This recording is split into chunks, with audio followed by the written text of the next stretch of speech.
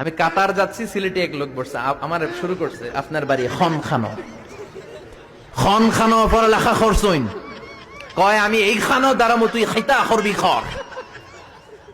সুবহানাল্লাহ বলবেন না? এইভাবে এক এক জেলার এক এক রকম।